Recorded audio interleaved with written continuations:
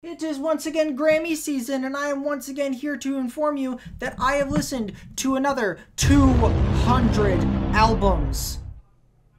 Again! We're switching things up this year. I am not in my dad's office this time around, which means, unfortunately, there is no dogs to hang around me, or cats for that matter. This is so sad. We're also switching things up in the way that this video is formatted. In previous years, I listened to 200 albums and I wrote small reviews for all 200 of those, and then we picked the 10 random ones where I would just go back into my notes and say the reviews that I wrote. This time I decided to be reasonable and pick the 10 albums before I wrote any reviews. And in this call from a week ago, me and Baba, who is also here, we shall be spinning to find out which albums I'm going to be reviewing on the wheel. I'm gonna wonder in a few weeks, like, how is there so much free space on my phone? Oh, and of course, the list of albums that the wheel has to pick from. Say that you a lesbian, girl, me too. Hey, girls want lesbian, girl, me too. Hey, girls want. Let us begin. First spin? First spin. Very laggy spin on my end, but it's okay. I was hoping these guys would get picked. Slayer, Show No Mercy. Oh, Slayer. Oh, sorry, it's actually pronounced Slayer! As my completion of listening to the big four of thrash metal, I listened through Slayer's work. And while I enjoyed them a lot more than I expected, I wasn't too fond of this one in particular. Mainly because with this being their debut album, they were very much still wearing their influences on their sleeves, which is not inherently a bad thing, but to my ears, this Slayer is kind of unrecognizable from the Slayer that we would later see on Hell Awaits, or even the Haunting the Chapel EP. This record is more reminiscent of what everyone else was inspired by at the time. The Venom-esque energy and aggression on tracks like the opener Evil Has No Boundaries, the very Iron Maiden-like galloping riffs on Die by the Sword, as well as a clear affinity for Judas Priest on tracks like The Antichrist and Black Magic, with its structure and driving riffs, not to mention the screams. That doesn't mean every song on here is like entirely bad. I actually quite like the aforementioned Black Magic, as well as the ferocious Tormentor, which is my favorite track. But it is kind of hard for me to enjoy most of these songs with this production behind it. Yes, the production is in fact doo-doo, but at the same time, name any early thrash metal band whose debut has amazing production. Parentheses, impossible. It does hold back the album for me though, unfortunately, like on the Metal Storm Face the Slayer medley and the closing title track. They just feel like they're missing that extra oomph that they need to feel as epic as they want to be. And for my least favorite track, I have Fight Till Death. I just didn't give a damn about this one, if I'm being honest. As for early thrash metal debuts, I don't really care for this one. I don't really recommend it, but thankfully, Slayer did grow out of this phase. Spin, spin, spin, spin, spin. Childish Gambinos, Because the Internet. Interesting. Because the internet. That's actually a really interesting one to talk about, so I'm excited for that. Prolific actor, musician, bridger of the Sony Spider-Man movies and the MCU that Sony so desperately wants to be a part of, Donald Glover, aka Childish Gambino. This is his second album, and it is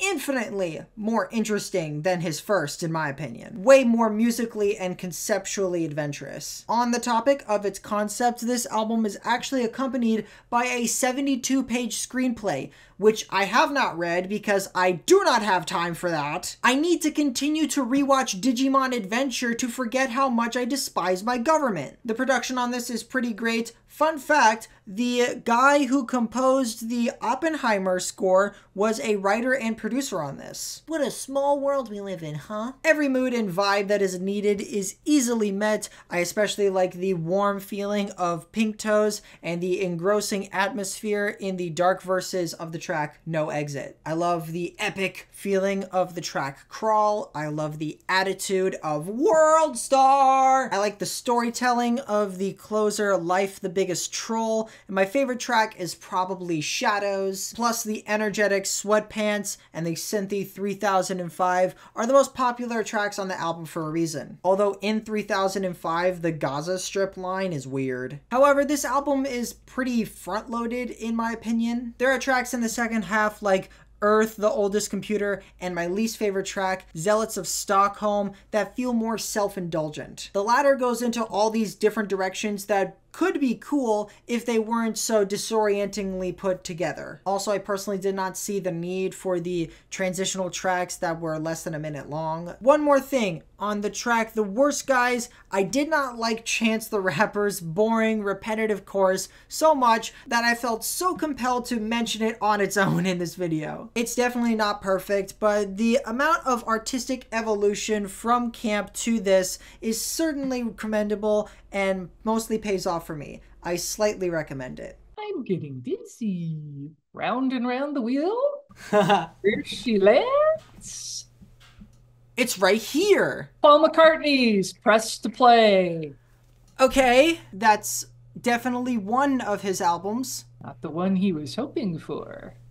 Not really. As I'm going through each Beatles solo discography, my eyes were set on Paul last year, and so I listened to a bunch of his solo studio releases. And this one was one of the ones that I didn't much care for. Not because this is necessarily bad, but because of how uneventful it felt. Not many of the tracks piqued my interest, which is my least favorite kind of review to write because I don't remember much of it and I have to re-listen to it over and over again just to remember, but then I'm re-listening to something I don't much care for and then I forget about it soon after, and the cycle goes on and on and on for what feels like forever, and then I press record on the video and I'm like, oh. I personally find his incorporation of more contemporary 80s sounds to be very bland, especially for a Paul McCartney type artist. There were quite the number of tracks on here that felt pretty inoffensive and safe, like the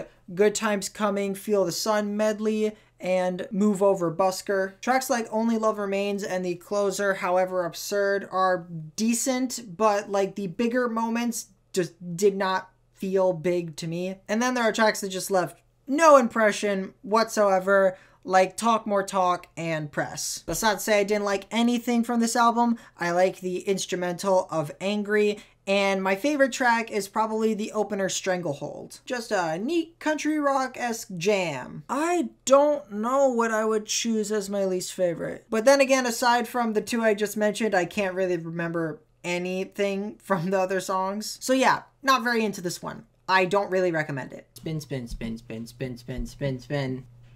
All right, Baba's album. Sade's Love Deluxe. Yes. I was kind of hoping we would get that one.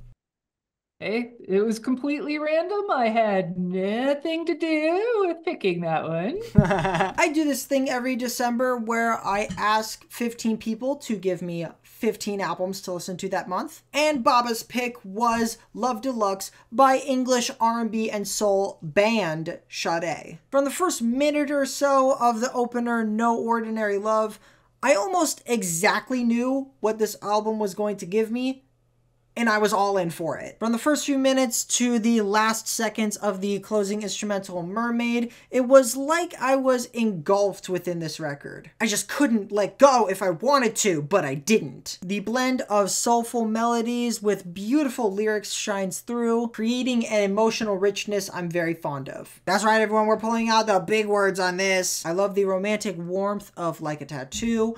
I love the uplifting nature of the track Kiss of Life. I love the laid-back groove on Bulletproof Soul. And I love the mesmerizing Feel No Pain. Oh my god, do I love Feel No Pain. The lyrics, like I said, are amazing too, with the standout being the socially conscious pearls, with it being about a woman that lives in a war-torn region. The storytelling is mwah. The production is nothing short of impeccable, seamlessly weaving together elements of jazz, R&B, and soul. If the vibes weren't on point, I can see myself thinking that some of these tracks were too long or not as engaging, but thankfully the vibes were in fact on point, literally standing on top of the point. Such a captivating record all around. I don't even know if I have a favorite or least favorite. That's new. Timeless classic. Strongly recommend. Let's see if we can get another good one.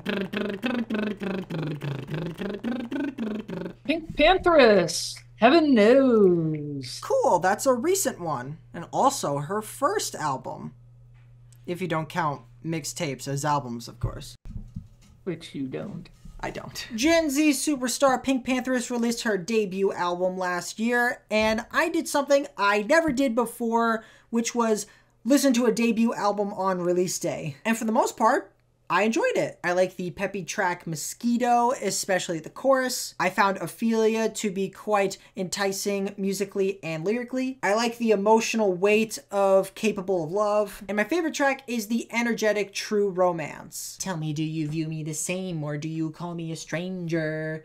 Stranger. The choruses throughout the album are fun, especially on tracks like Blue. There were some songs I didn't like as much, like The Isle and Feelings, but they didn't bother me. They were just okay. But something that did bother me, while I quite like what I heard on this album, I think overall it was too short. Not that there needed to be more songs, but the songs already there went by so fast that it was kind of jarring, like just getting into the songs and then it's just over. The only song that did leave a lasting impact was the closer Boy's a Liar with Ice Spice, which I like, but then again, the song did come out like a year before as a single. And this problem of mine might have something to do with the songwriting or the song lengths, with most of the tracks being around 2 minutes and change. The track Feel Complete stuck out to me as one that flew by. Side note, the track Internet Baby is labeled as an interlude, even though it's just as long as every other track. Also, aside from Ice Spice, the features here were pretty lackluster to me. Take the opener, Another Life, whose instrumental is very wild and fun,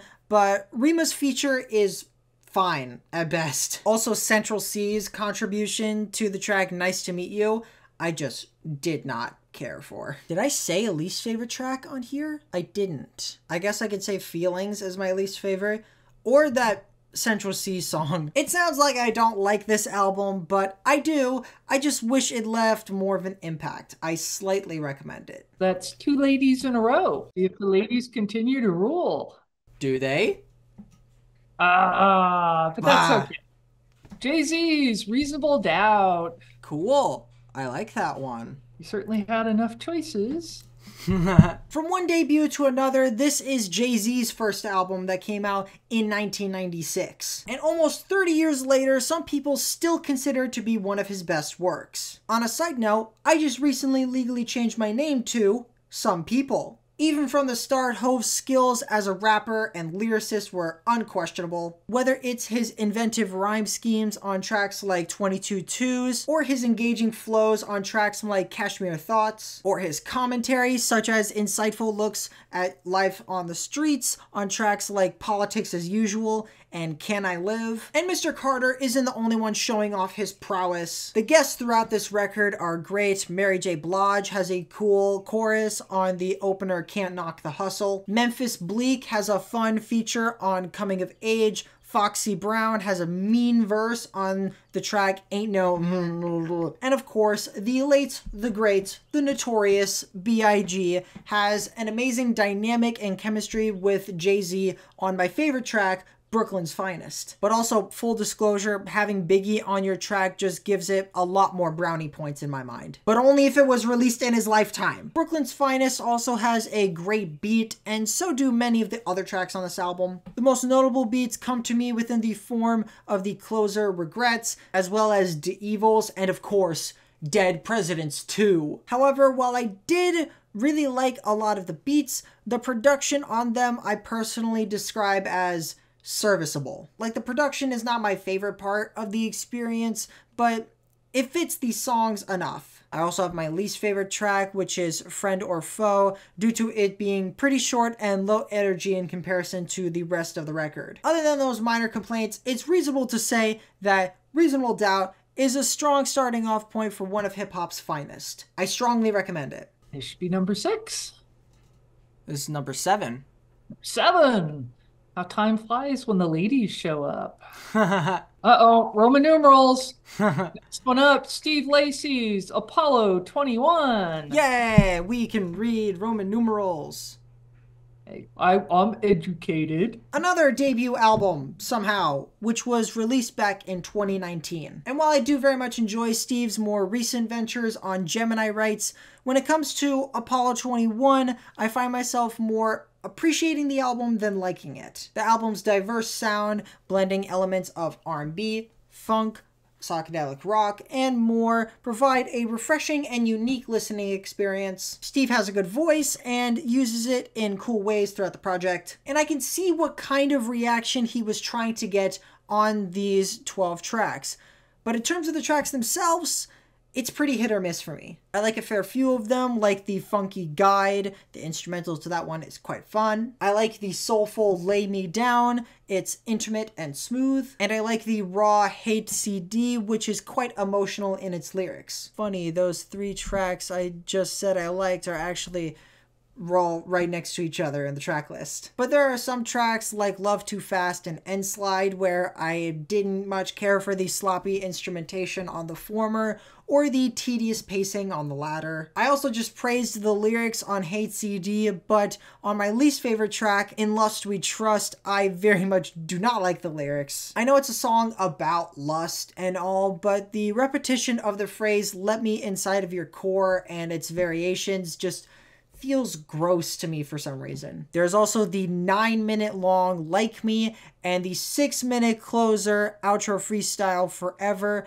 which have cool moments, but the transitions between the sections of the individual songs should be actual transitions and not unsatisfying pauses. So yeah, Apollo 21 is ultimately a mixed bag. If I had to pick a favorite track, it would probably be Guide, but I can appreciate what Steve was going for. I think it's okay. Did those colors just turn gray? Yes! Whitney's Houston, my love is yours. Whitney's Houston? Whitney's Houston? You said Whitney's Houston.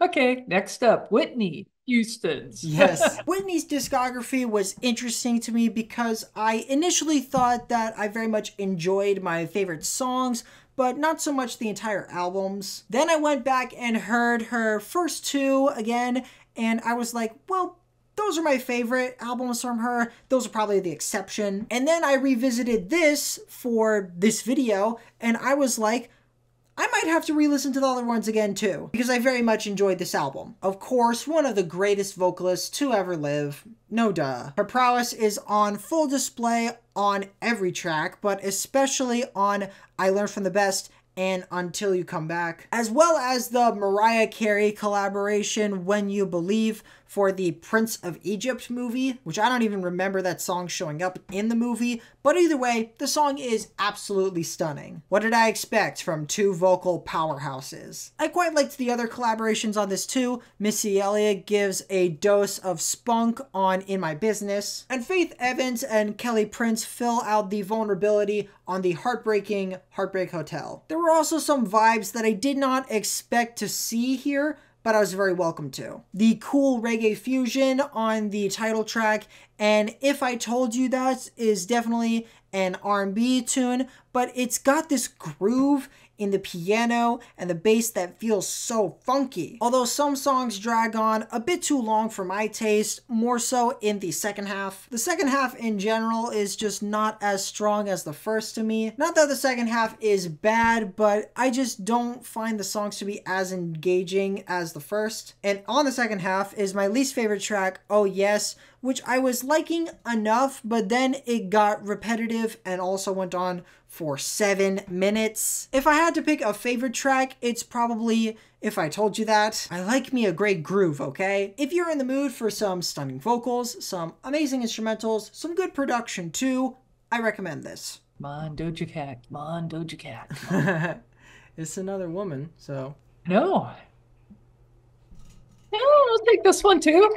This is a throwback to Baba's era. Lionel Richie's Louder Than Words. Cool. That one was actually Amy's album she gave me. There were a lot of R&B picks this year, huh? The wheel works in mysterious ways. Heard a few Lionel Richie records this year, and I can confidently say I am a fan. But not a huge fan. Like, I very much enjoy most of his stuff in the moment, but it doesn't leave a big impact on me. And that is definitely the case for Louder Than Words. The best part of this album is Lionel's performance. His vocal work is stellar and has yet to disappoint me, especially within his ballads like Don't Wanna Lose You and Still in Love. Even though in the beginning of the latter, it honestly reminded me of You'll Be in My Heart. However, one thing that does disappoint me is how a lot of these songs kind of feel like they overstay their welcome. I'm looking at you, I want to take you down, now you're gone, Ordinary Girl. These songs start off great, but I gradually lost interest as they went on for these extended outros. There were also tracks I just couldn't get into in the first place, such as my least favorite track, Say I Do. The chorus to that one especially is quite underwhelming. Also, the track Nothing Else Matters left no impact on me. I forgot about this song completely while I was writing this. Metallica did it better, I'm afraid. That's not to say I didn't enjoy anything here. Paradise is a cool track. Piece of Love is a good opener. There were some cool different phases on the closer, Climbing, that were quite enticing, and my favorite track is definitely Change. I really like the track's instrumentation to that, and the groove! Gosh, I love me a good groove. But overall, I don't see myself returning to this one that often. I think it's okay. Okay, last one. Last one. Who do we want? Who do we want? Oldies? Wheel. Whichever one. Know. Something good, please. Wheel of Fortune. Not what I know. Thanks, Fashion Nugget. I saw it hovering over Post Malone and I was like, please, no. Time to get weird, everybody. This is ironically also the third album The Wheel gave me from specifically 1996. Maybe that was the year The Wheel fell in love or something, I don't know. This was my introduction to Cake's alternative funky take on country, and I think it's cool. The opener, Frank Sinatra, sets the tone perfectly, both interesting and intriguing. Friend is a 4-letter word was another one that was slower but still very enticing. I also quite liked when more of the groovy elements came center stage, if you couldn't tell, such as On the Distance and Nugget. My favorite parts were when things got kinda kooky, like on Open Book, the head bobby, stick shifts and safety belts, and race car yayas, which, by the way, my dog Yaya will be suing for defamation. Also, when the writing is good, I actually really like John McCrae's monotone vocals. Although a drawback for me would be that the second half of the record, in my opinion, is more dull than the first. Tracks like She'll Come Back to Me and the closer, Sad Songs and Waltzes are passable, but not very enticing. And my least favorite track is the 6-minute Italian leather sofa, which I am just not big on at all. There's also this cover of I Will Survive, which was an interesting choice. And it's actually not that bad, but not the first version of the song I'm looking to. Though I can't really say the same for the cover of Perhaps, which I thought was very uninteresting. But those setbacks in mind, I can still say I enjoyed this album for the most part. For favorite track, it's a toss-up between The Distance and, honestly, Stick Shifts and Safety Belts. So yeah, I thank my friend Tommy for recommending it to me, and as for me to you, I slightly recommend it. And that is the end of this video. Although I will point out, you may or may not have noticed there were a lot less names on The Wheel. I did in fact remove around 100 albums from The Wheel because I will in fact be discussing all of those albums in my video next week. It's probably my biggest video I've ever made, honestly. It was such a commitment. I've been working on it for pretty much half a year, and I'm excited to see what you guys think of it. I'm also not going to show you guys who I'm going to be listening to in this coming year because I don't have a plan this time. I know, shocker. I'm just gonna wing it. See what happens. So yeah, I hope you guys have a good day and keep on listening to music. It's pretty cool.